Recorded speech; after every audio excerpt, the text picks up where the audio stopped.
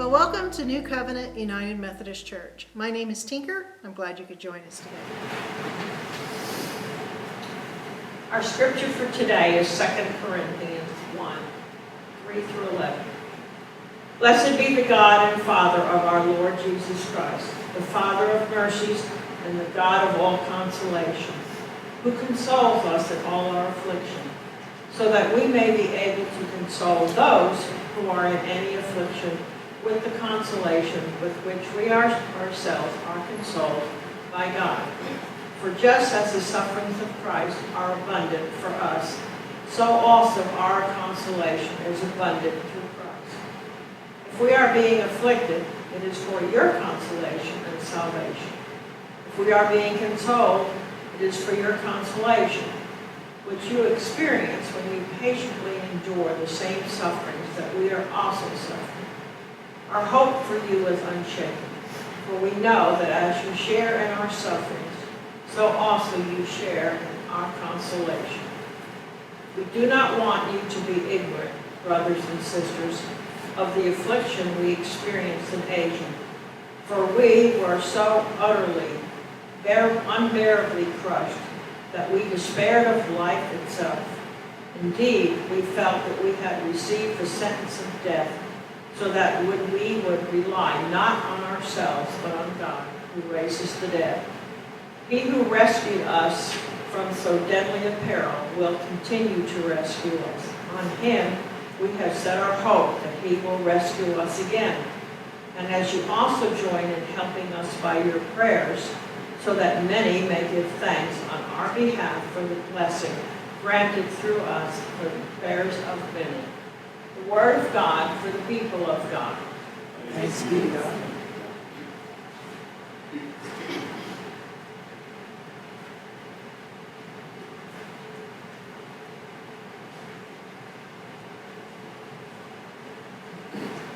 We should give Grace a round of applause for reading that one.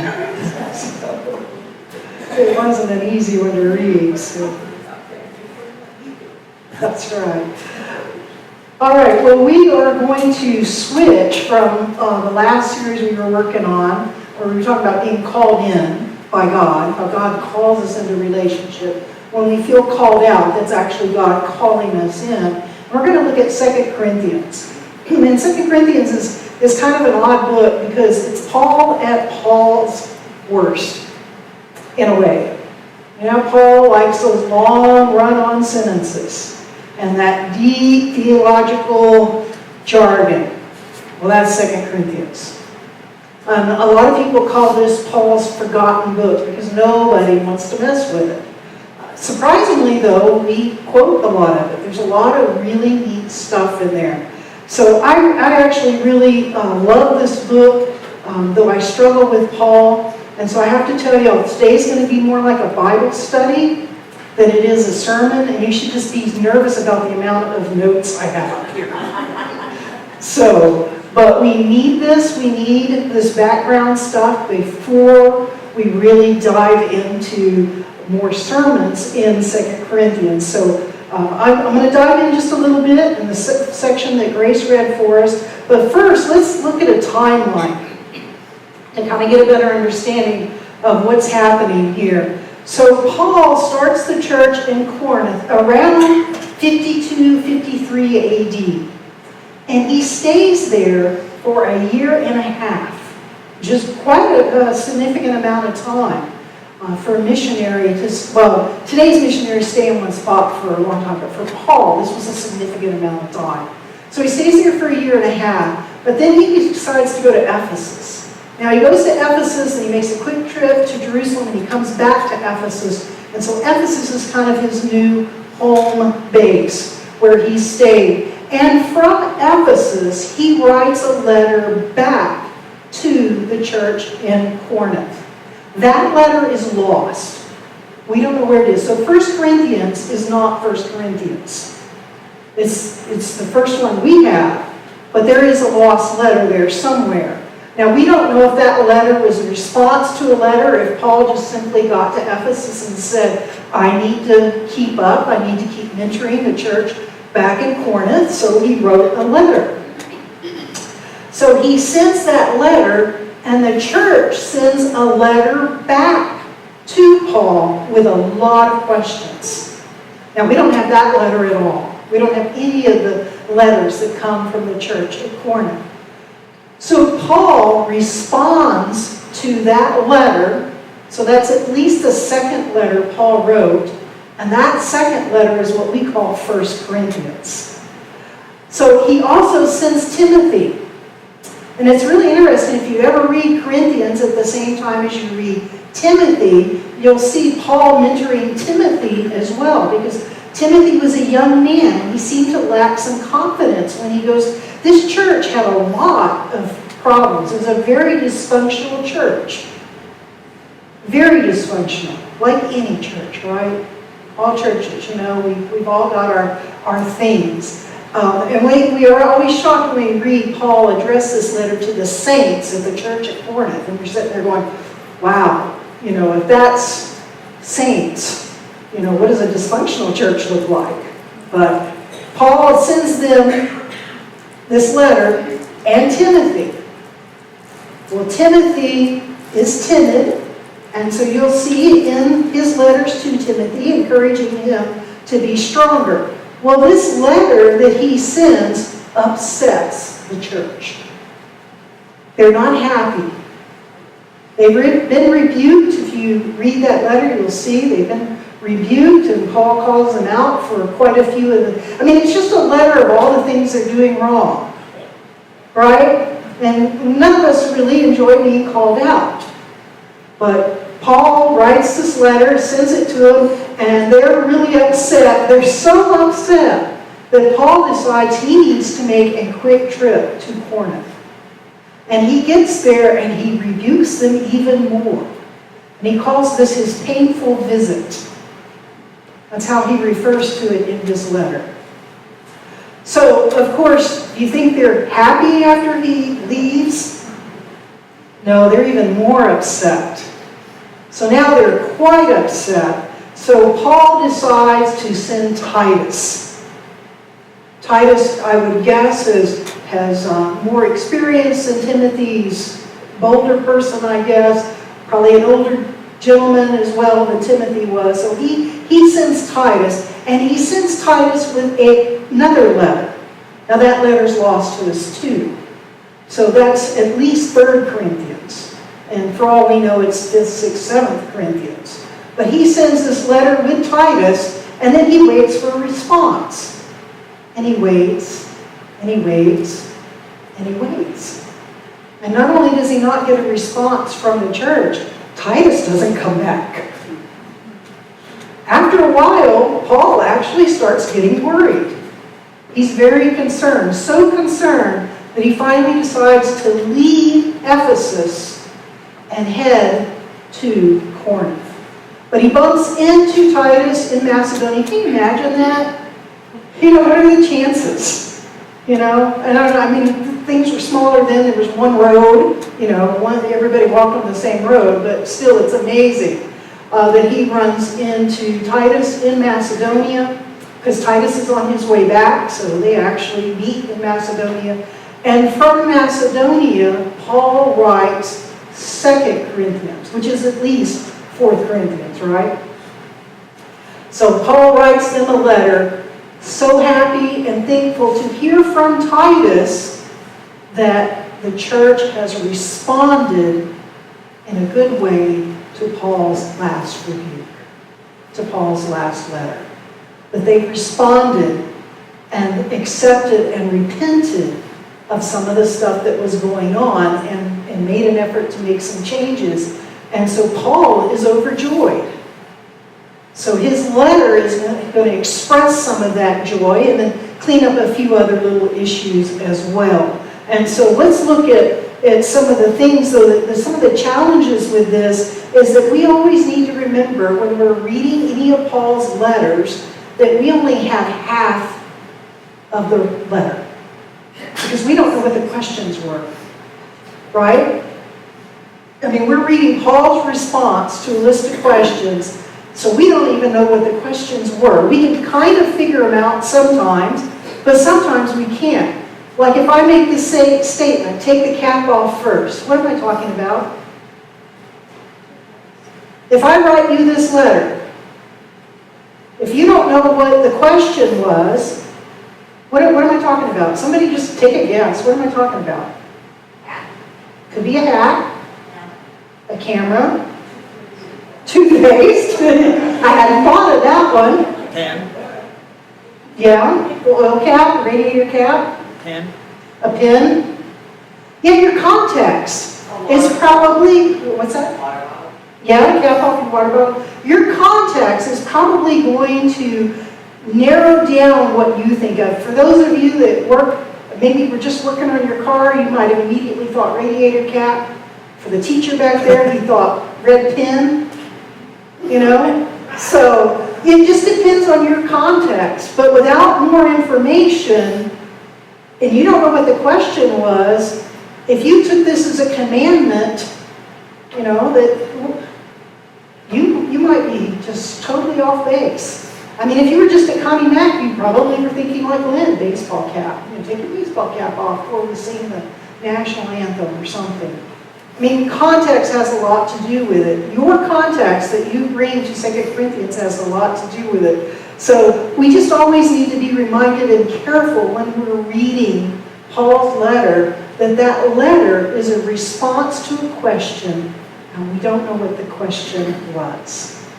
We can try, but we just need to be humble when we read to remember that. And so we're going to do our best to try to remember to be humble when we're going through 2 Corinthians and just admit that there might be some stuff we don't know. Matter of fact, I may just skip over it and y'all will never know, right? That I skipped over the stuff that Tinker went, I don't know.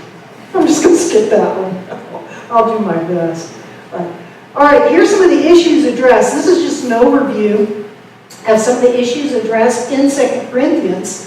And first of all, like I said, Paul was very thankful for the church's repentance. And so that's part of what he's expressing in his letter. And these are just kind of the big picture concepts. So as you're reading it, if you're reading 2 Corinthians, and I encourage you to read it, you're thinking about these are some of the big things that some of this is falling under.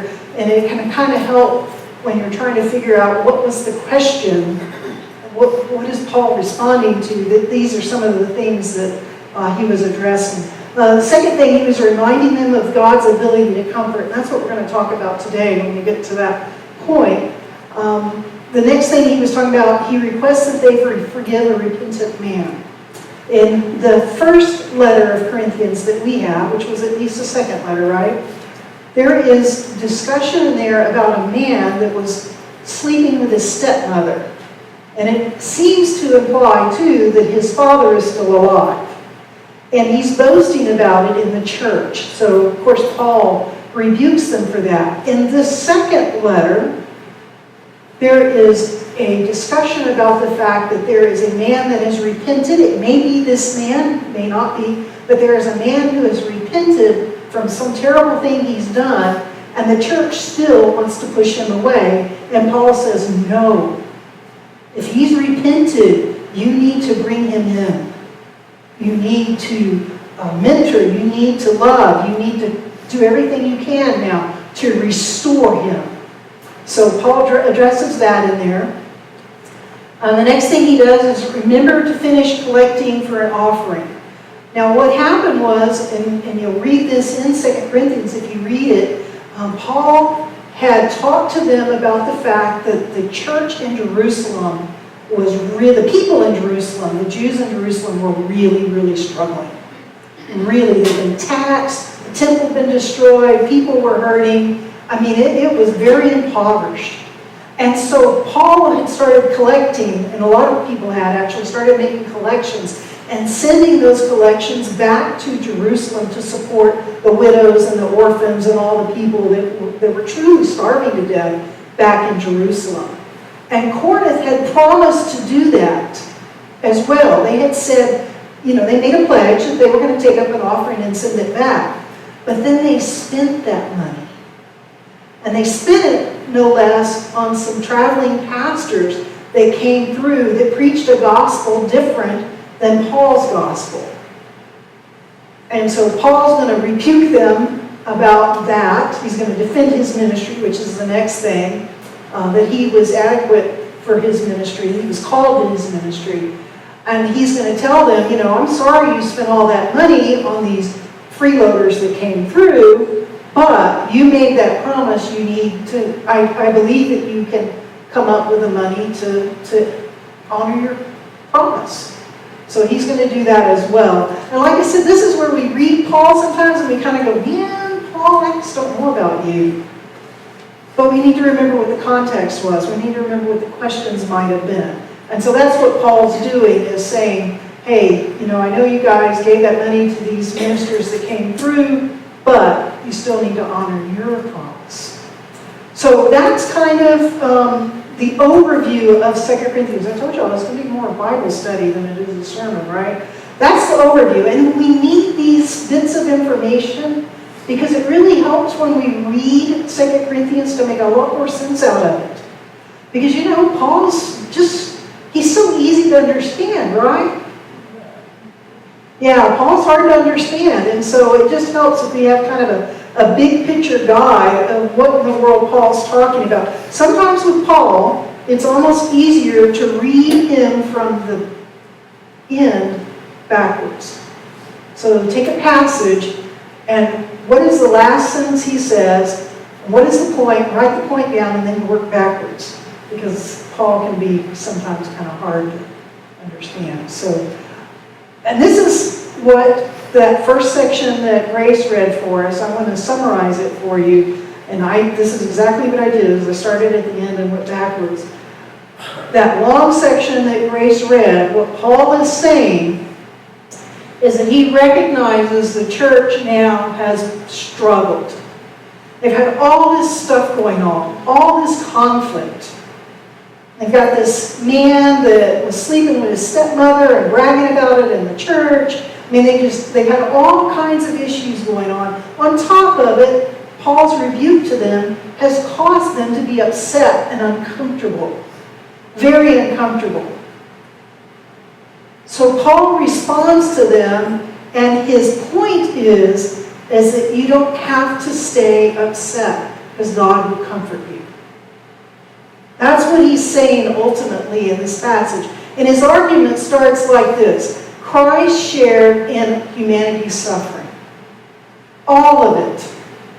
When Christ was on the cross, he experienced all the suffering that all of us have ever experienced or will experience. He took it all on himself.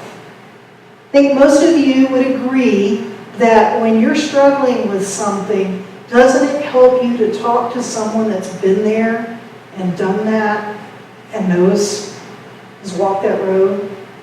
I'm not saying that somebody that hasn't can't help, but it does. We tend to, when we're struggling with something, we tend to gravitate to people that have experienced the same kind of thing because they understand us. And Paul's argument is guess what? Christ understands. Christ understands every bit of it because he experienced it all. So he has empathy for everything that we experience. He knows about everything that we've experienced. He's been there, he's walked in our shoes. That's Paul's argument. So that makes Christ qualified to console us, to comfort us, to be there with us, to guide us through whatever we've experienced. In turn, his next part of his argument is God will comfort us in our suffering. God will always be there with us in our suffering. Even if we don't feel it, even if we aren't aware of it, God is there. And then lastly, Paul's point is that we in turn can comfort others. Because we have suffered, and God was with us when we suffered, we in turn now can comfort others. So I just summarized in 4 short sentences all that Paul said in that first long passage. You know, when you read Paul, it's like trying to, have you ever played that game where you connected dots to see what the picture was? And Paul, sometimes, you finish connecting the dots and you look at it and you go, I'm not sure what that is. But this is really what Paul is trying to say in that first passage. Christ is qualified. And he argues then that he knows what he's talking about, because if they think they've been suffering, he has really been suffering. He has really been through it. He's almost died. He's wanted to die. I mean, he's just really been struggling. And later in the letter, he will actually talk about how many times he was hit with a rod, how many times he was flogged, the fact he was once stoned and left for dead. I mean, he will actually talk about in depth. What he's talking about is that he's so despaired of living that all he could do was turn to God. That ultimately he got to the point where he said, and I'll read it, "For we were so utterly, unbearably crushed that we despaired of life itself. Indeed, we felt that we had received the sentence of death, so that we would rely not on ourselves, but on God, who raises the dead, the one who can do anything."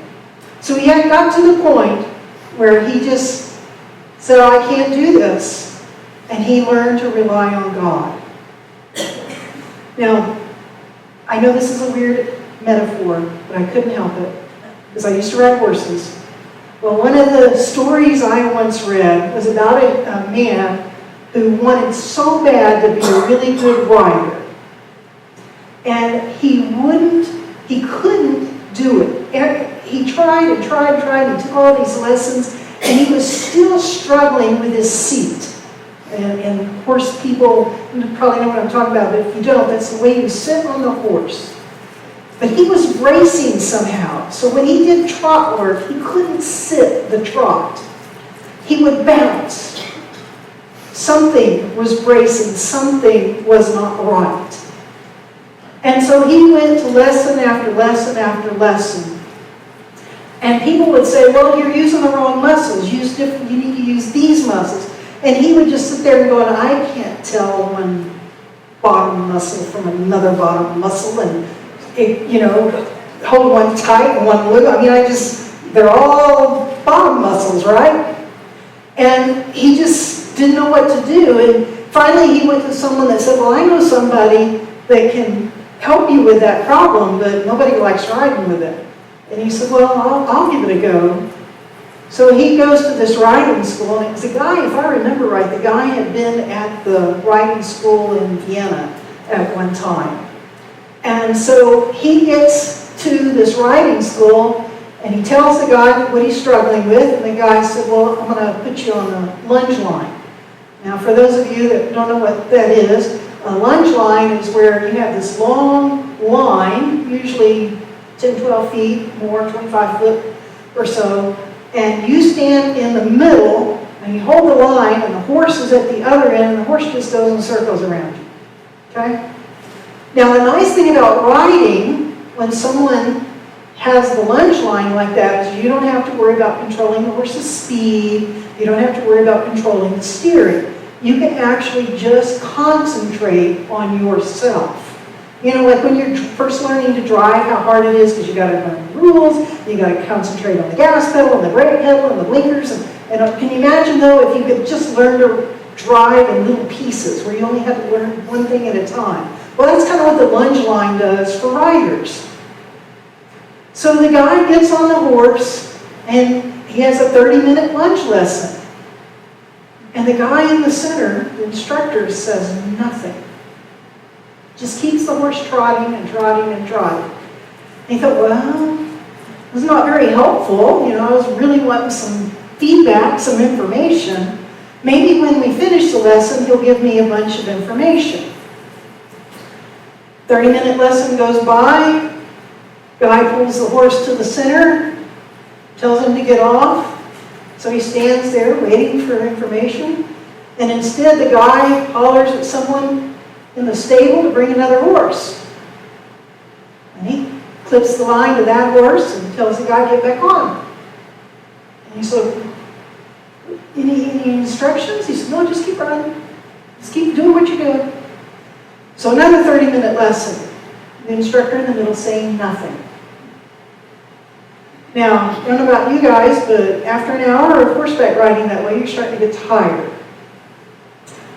And so he finishes that 30-minute lesson. He says, surely now the guy has seen what he needs to see, and he's come up with a plan on how to instruct me going forward. And so he gets off that horse, and he says, I don't know if I can do any more of that. Have you got a plan for when I come back? And the guy says, oh, we're not done yet. So he calls out horse number 3. And he crawls up on that horse. This goes on for 3 hours. 6 horses. Every 30 minutes, he changes horses. At one point, he even tells the guy, I don't even know if I can get up on the horse anymore. He said, I don't know, I'm getting tired. I don't know if I can keep doing this. And the guy said, don't worry about it. As long as it takes, I've got more horses. And finally, he gets so tired that guess what he can't do anymore? He can't use the wrong muscles. Those muscles have gotten so tired that they finally let go. And then he finally sits the horse correctly. Sometimes God has to do that with us, doesn't he? And that's what Paul said. Paul said the situation got so bad for him that he finally let go and let God. You know, one of the best ways to relax a muscle is just tighten it really, really hard and then just let it go. Well, that's what happened to that poor guy riding. It took him 3 hours, but he finally let all those muscles go. God sometimes puts us in spots where we finally let go and we just relax and we trust God completely. Because there's just nothing else we can do. We've used all the muscles we can. We've held on as strong as we can. And we realize the only thing left is to trust God. And that's what Paul says happened to him in Asia. Is he finally just had to trust God. And so he's telling the people in Corinth, no matter what the situation is, if you just let go, you can trust God. Just trust God. God will comfort you. Christ has experienced it all. And because he's experienced it all, he's qualified. But you've got to let go and trust him. And he will bring you that comfort you need. He will bring you that consoling you need. That's a hard word, isn't it? Going back and forth. I'm dreading reading it this afternoon, actually. I may have Grace come back this evening so she can read it again. So I don't have to read it. But that is what we can take away from what Paul's talking about in this first section, is the fact that Paul says, I know you guys are really upset. I know you guys have just dealt with a lot of stuff. But I've been there, and I know that if you trust God completely, God will be there for you. So let's just thank God that he is there for us. And there was a lot more, but I realize I'm running out of time. And so I've already got next week's sermon ready, so the rest of my notes.